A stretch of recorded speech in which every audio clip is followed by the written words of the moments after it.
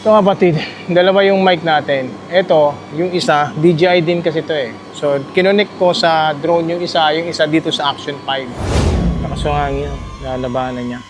Siguro nakita nyo, papakita ko sa inyo, sumasayaw-sayaw yan.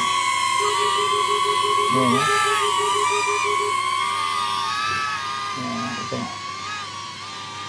Sa lakas ng hangin yan. Oh. Planong bumili ng Neo 2. Hindi siya talaga built para sa malalakas na hangin. Wala. Sayang ang pera.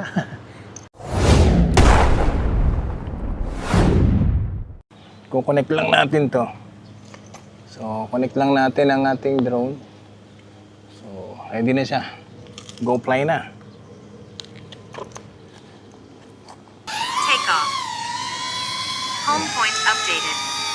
Oh, mashallah, tabarakallah. Medyo malakas yung hangin, tapos naka-sports mode tayo. Ayan, oh, kita nyo? Sumasayaw siya. Harap ko muna sa inyo yung drone natin. Mas lapit kaunti. Sports mode, wala itong ano. So, ibig sabihin yung obstacle na sensor, hindi wala. So, maririnig nyo, nagwa-warning siya.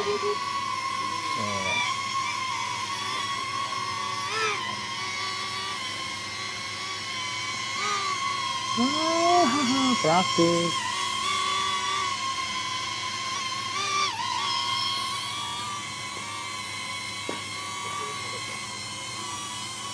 So, medyo hirap siya, no? Slow mode. Obstacle sensing unavailable. Fly with caution. Ayun, nakaano na tayo. Sports mode. Sports mode. So, 92%. Tapos, lalabanan nito yung hangin. Siguro sunod tayo sa hangin. Tignan natin kung gaano siya katulin pag nakasunod sa hangin. Oh. Lahi-lahi lala. Position lang natin to. Pati camera. Tapos, lakas ng hangin, kapatid. So, taas na natin itong kaunti para ramdaman na natin walang sagapan. Oh, ganda ng skyline, no? Mashallah. So, ang kagandahan nito mga kapatid, mamaya pakita ko sa inyo, no? Kinonect ko yung audio natin. So, ayan. High speed tayo. Tingnan natin kung gaano kalayo siya makakarating. At tignan na rin natin kung gaano kalayo yung maaabot ng connection ng microphone. Yun. Saan na kaya ito? Anong lugar na to sa... Tignan natin kung gaano kalayo. Hindi ko na siya nakikita actually. So...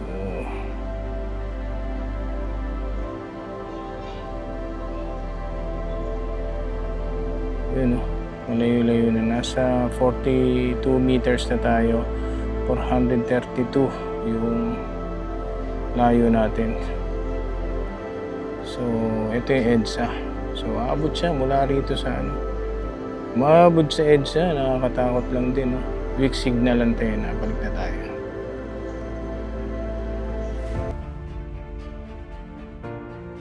So, yung first time to na nagpapalipad ako nitong Neo 2 na nagbigay ng advice na weak signal. Actually, mas mataas pa rito, napalipad ko na yung Neo 2. At kahit medyo mahangin.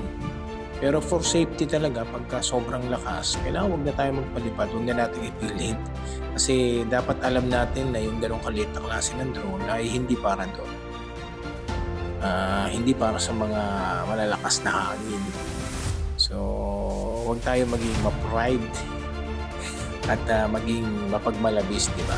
Tayo rin naman yung magiging luhaan sa bandang uli. Para sa akin, sapat na mapalipad mo to nung tamang taas lang. At kung nararamdaman mo na talagang hindi naman mahangin din sa lugar na pinagpapaliparan mo, why not? Pero for safety, lalo na kung hindi naman tayo maraming budget, mas maganda. Sa safety tayo lumagay. Low altitude lang, makakuha tayo ng mga footage, sapat na yun.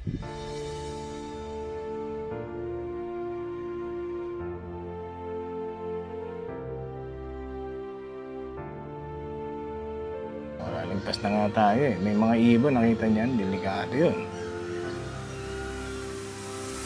So, yung layo na yun, yung tinakbo natin, may natira pang 58%.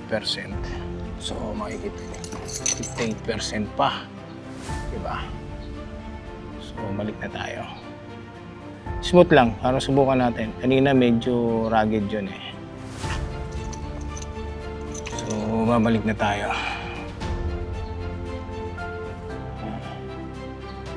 Dito tayo dadaan sa kabila. Ayan, dito tayo.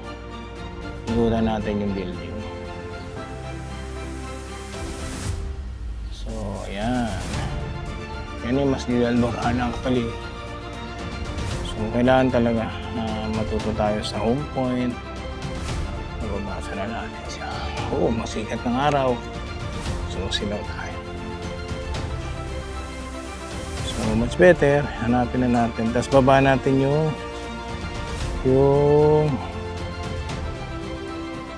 camera. So, ito, exactly, oh. Yan, saan ako? Natapat ko. Ayan. Ayan. Baba na tayo.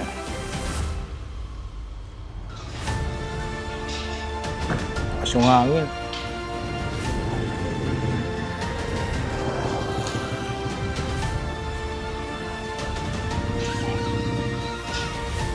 Bilad tayo sa araw nito. Sports mode po tayo nito para lakas ng hangin talaga.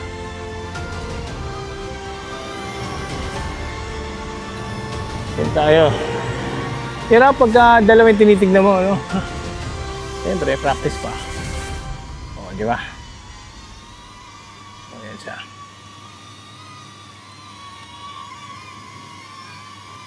Lakas yung hangin, lalabanan niya.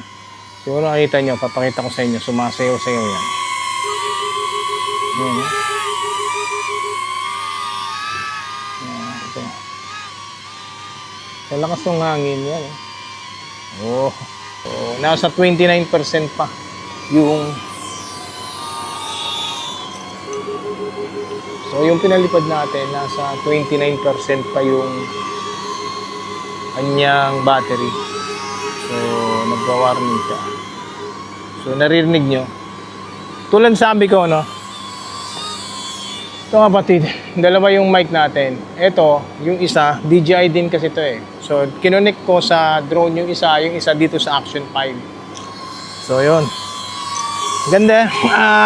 Yun talaga, maganda yung mga gamit pagka magkakapareho. Mas maganda talaga yung pagbibili ka. Match na siya para hindi ka na mo problema kung ano yung kailangan pang yung pwede mong i-upgrade. Ito dahil isang manufacturer lang yung gumawa, DJI. So possible na iisip din nila yan. So nakaka-menos dun sa bumibili ng product. So nakatipid tayo.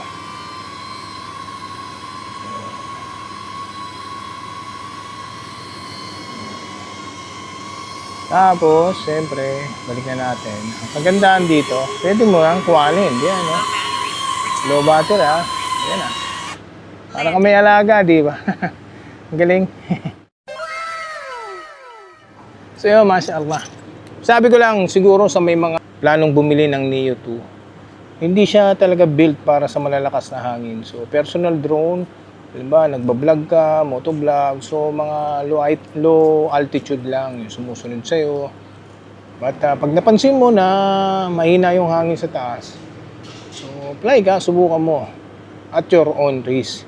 Kasi possible na talagang bumaliktad to o kaya mag-fly away sa'yo.